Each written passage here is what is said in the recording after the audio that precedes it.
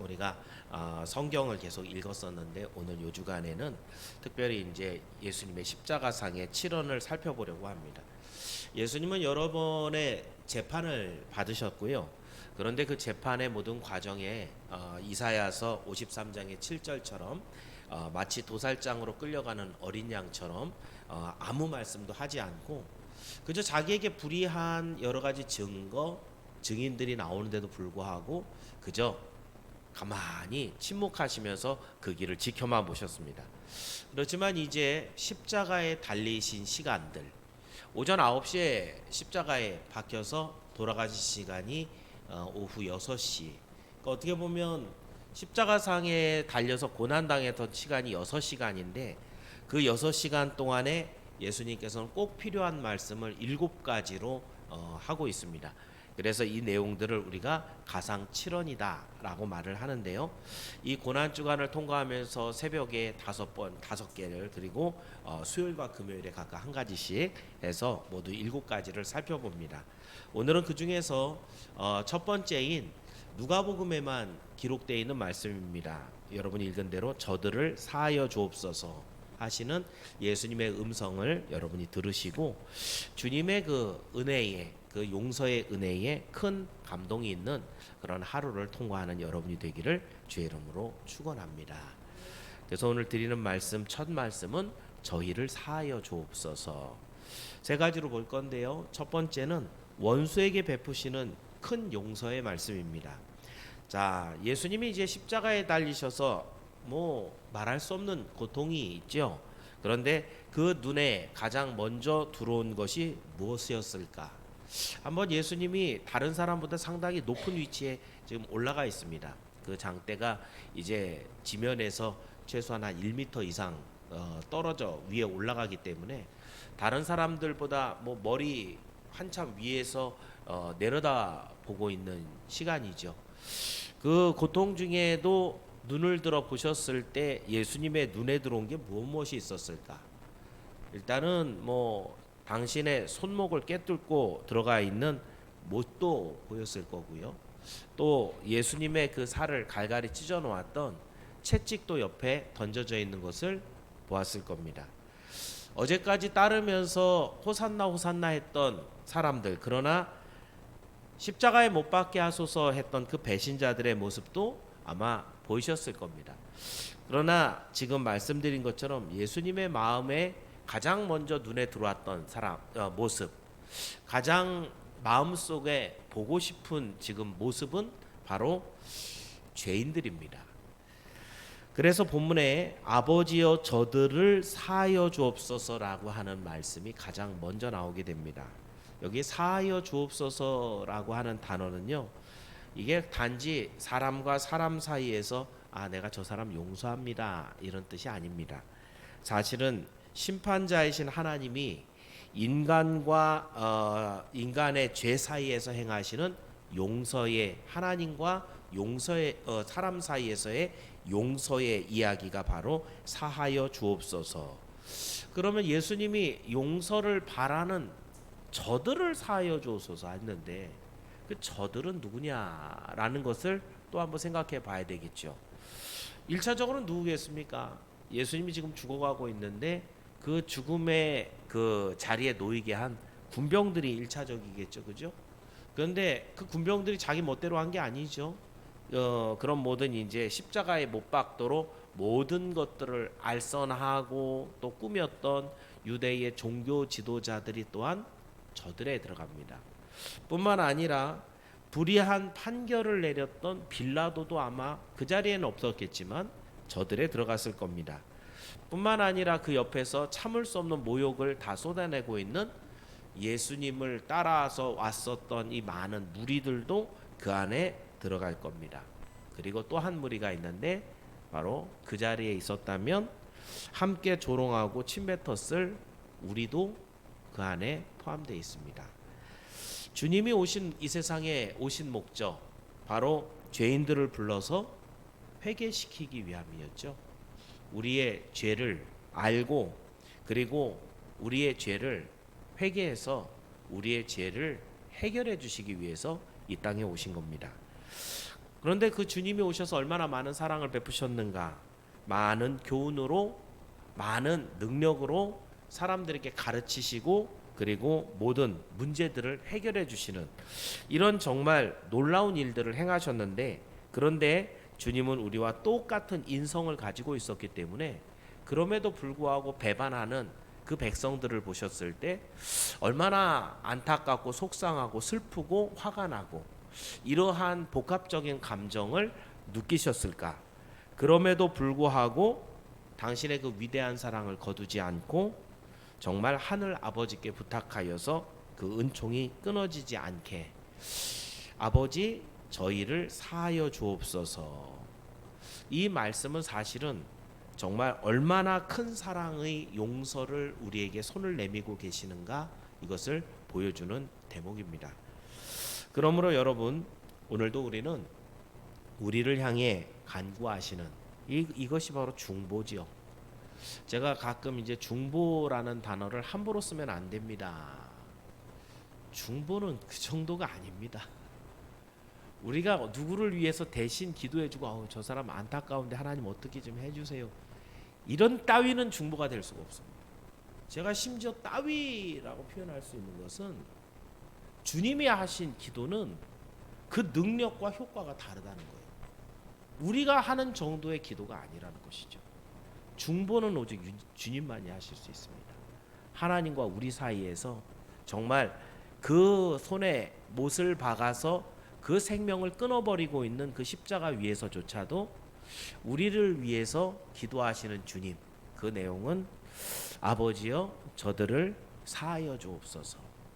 이 놀라운 사랑의 은총을 입지 않는 사람은 이 세상에 없습니다.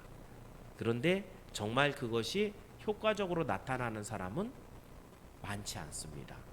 바로 예수 그리스도를 간절하게 의지하며 오늘 그 말씀이 나를 향한 주님의 기도였다는 것을 믿는 사람에게만 그 효과가 있기 때문입니다. 오늘 여러분의 삶에 주님이 죽는 순간에서도 우리를 위해서 아버지여 저들을 사하여 주옵소서 하는 그 말씀의 의미를 깨닫고 끝까지 우리를 사랑하시되 죽기까지 사랑하신 그 사랑을 여러분이 잊지 말며 하나님 앞에 이 기도로 인하여 용서함을 받고 주님 앞에 나아가게 되는 여러분이 모두 되기를 주님의 이름으로 축원합니다. 두 번째는요, 그럼 이 기도는 어떻게 하셨으니까 응답을 받아야 되지 않겠습니까? 제가 여러분의 기도도 하나님께서 그 기도를 어떻게 응답하셨는지 확인해야 한다라고 말씀을 드리는데, 또 조금 전에 예수님의 기도는 반드시 효과적인 그런 기도로서 응답이 이루어진다라고 했다면, 지금 예수님이 하신 아버지여 저들을 사하여 주옵소서 했을 때 그 기도는 응답이 돼야 되지 않겠습니까? 자, 오늘 본문의 말씀도 예수님이 간절한 소망으로 올린 기도니까 응답이 되는데 어떻게 응답이 됩니까? 이 응답이 된 여부를 알려면 가장 먼저는 우리가 이런 큰 죄, 주님이 주님께 지은 죄죠. 우리 주님을 아무 죄도 없는데 십자가에 못 박아 버리는 이 죄를 포함해 이 모든 죄들을 짓는 이유를 알아야 하겠죠. 오늘 본문에서 예수님은 그 원인을 말해주고 있습니다. 왜 이런 죄를 지었대요? 자기들이 하는 것을 알지 못합니다. 모른다는 거죠.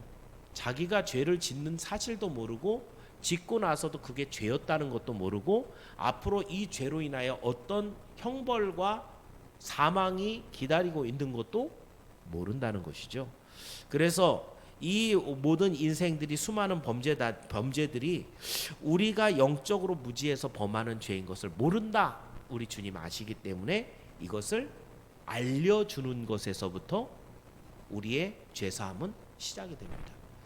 그래서 이제 예수님께서 우리에게 약속하신 게 뭐냐면, 내가 가면 성령을 너희에게 보내주시리니. 성령은 오셔서 그러면 뭘 하시겠어요?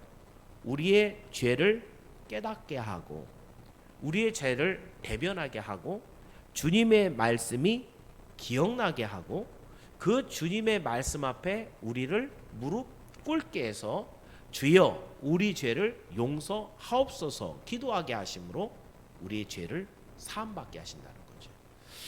그것이 이제 예수님께서 승천하시면서 보혜사를 보내신다. 성령은 오순절 때 오셨죠. 그렇다고 한다면 지금 예수님은 그것보다 50일이나 앞서서 지금 이 기도를 하는데 그 기도의 현장에서는 그러면 이루어진 일이 없을까? 아닙니다. 부분적이긴 하지만 그 자리에서도 예수님의 기도는 그대로 응답을 받죠. 그 대표적인 한 사람이 누구냐 하면 바로 형장에 있던 백부장입니다. 이 백부장은 로마 사람이었거든요. 그런데 47절에 백부장이 이렇게 대답을 하죠. 한번 47절 말씀 한번 읽어보겠습니다. 47절입니다. 누가복음 여기가 아니군요. 죄송합니다. 48절 47절 맞습니다. 예, 23장 47절 시작.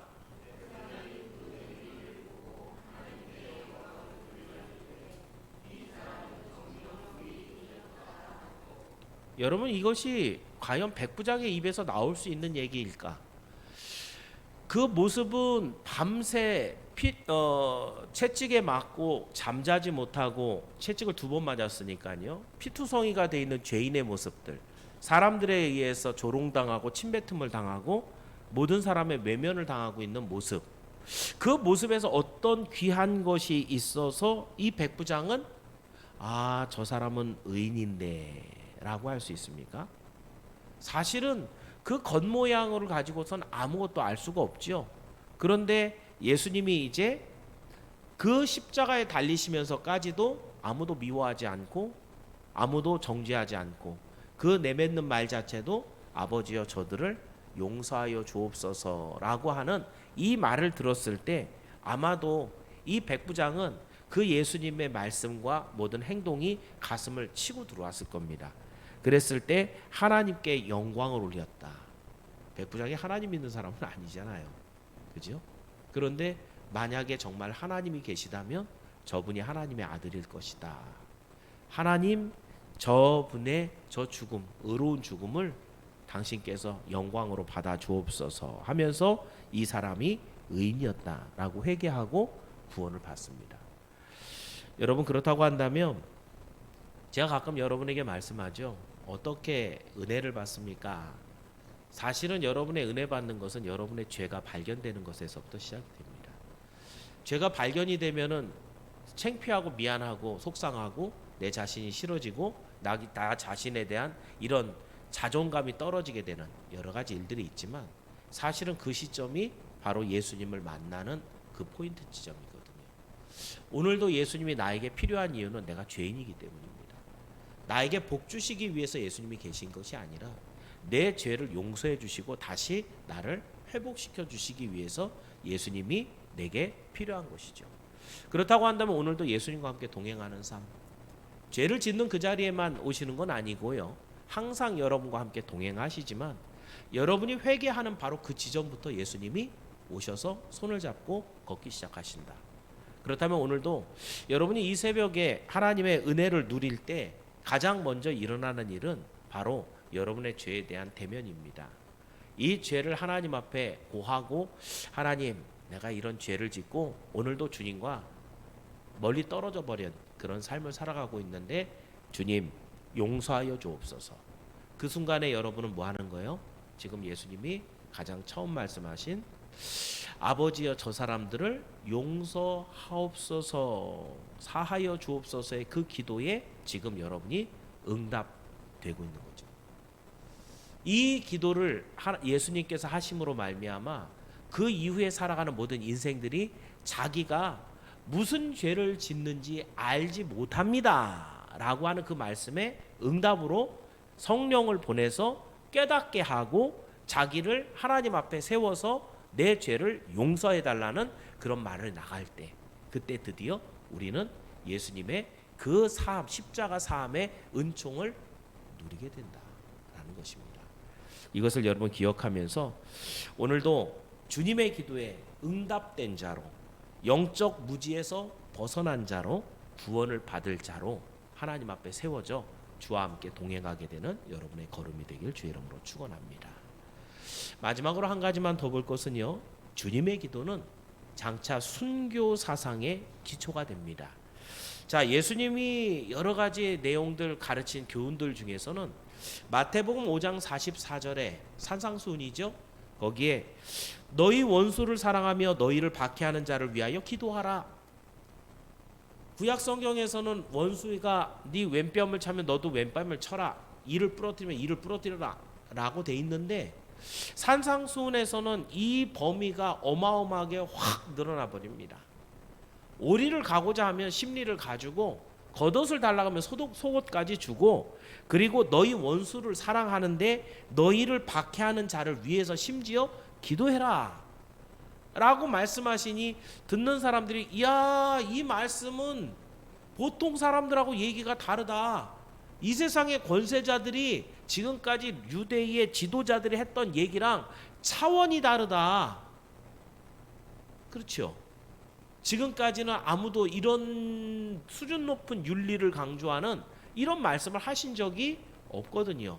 근데 이것을 다시 환원해서 얘기하면은 무슨 말이라는 거예요? 이건 이 땅에서 불가능하지. 어떻게 원수를 사랑해?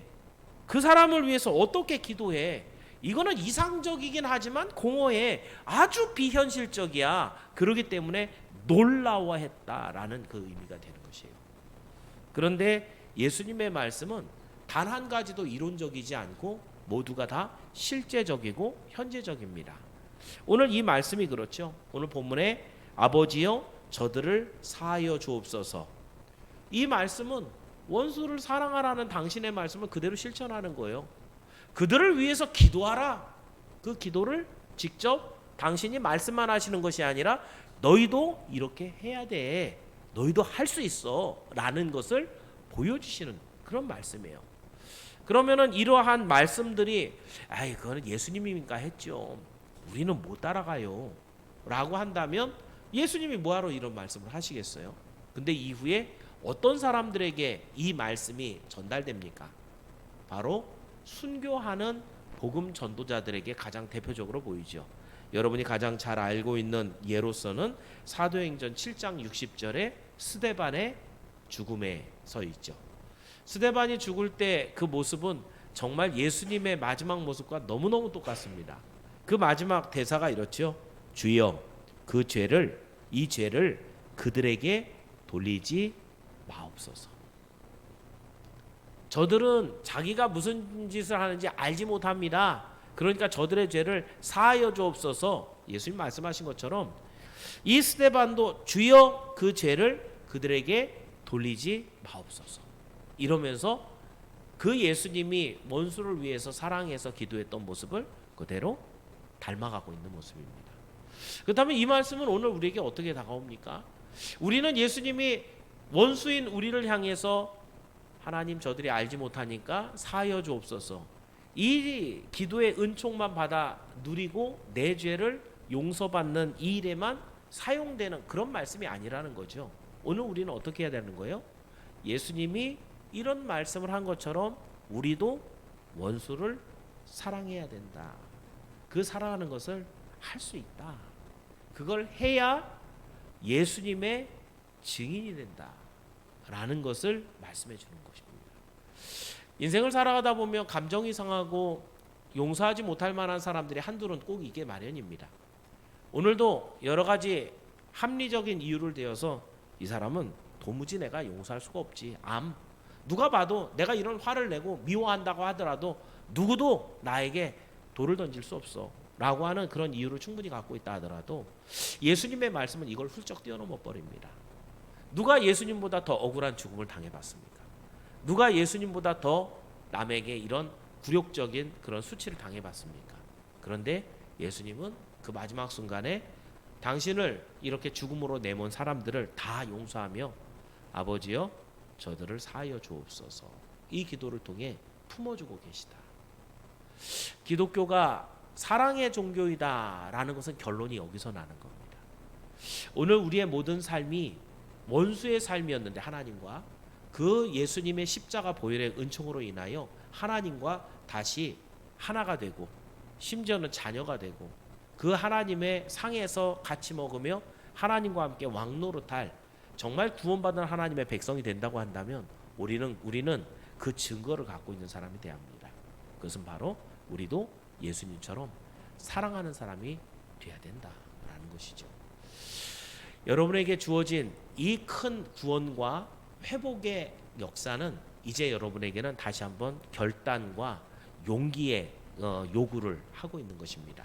오늘 예수 그리스도의 이 놀라우신 사랑을 입어 아버지여 저들을 사하여 주옵소서, 이런 기도로 여러분이 응답을 받았다면 이제 여러분의 삶도 남을 위해서 원수를 사랑하여 용서할 수 있는 큰 사랑으로 나아가기를 주의 이름으로 축원합니다. 말씀을 정리합니다. 오늘 우리는 가상칠언 중에 첫 번째로 아버지여 저들을 사하여 주옵소서 중보하신 주님의 기도를 살펴봤습니다. 이 기도는 참 인간으로서는 흉내도 낼 수 없는, 상상할 수 없는 큰 사랑의 모습인데 원수까지 사랑하여 용서하시는 기도였고요. 그리고 영적 무지 가운데 빠져 있는, 그러나 이 우리를 그 죄를 회개케 하시고 돌이키게 하는, 응답받게 하시는 그런 능력의 중보였고, 마지막으로 주님의 뒤를 따라 우리도 제자됨의 표징을 갖게 하는 우리 주님의 정말 은혜로운 기도였다는 것입니다. 우리는 부족합니다. 이 은혜를 받았지만 그대로 행하기에는 너무너무 모자르지요. 그렇지만 우리에게도 이러한 모습이 있어야 한다. 이게 우리 주님의 가르침입니다. 이것을 기억하면서 이 한 주간 먼저는 내 죄와 대면하여 주님 앞에 간절하게 묵상하며 내 죄를 용서함 받는, 어느 교회나 이런 건 다 하죠. 그런데 이것이 기초라는 거죠.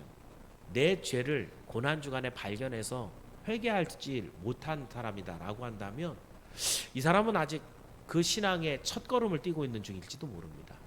그런데 이제 여러분이 성숙해서 더 많은 주의 은혜와 능력을 누리고 있는 사람이라고 한다면 이 고난주간에 예수님의 첫 번째 이 말씀, 아버지여 저들을 사하여 주옵소서, 그 마음을 여러분의 가슴에 담아서 여러분이 지금까지 용서하지 못한 사람에게 화해의 손을 내밀 줄 아는 참 큰 용기를 내는 믿음의 사람들이 되기를 주의 이름으로 축원합니다.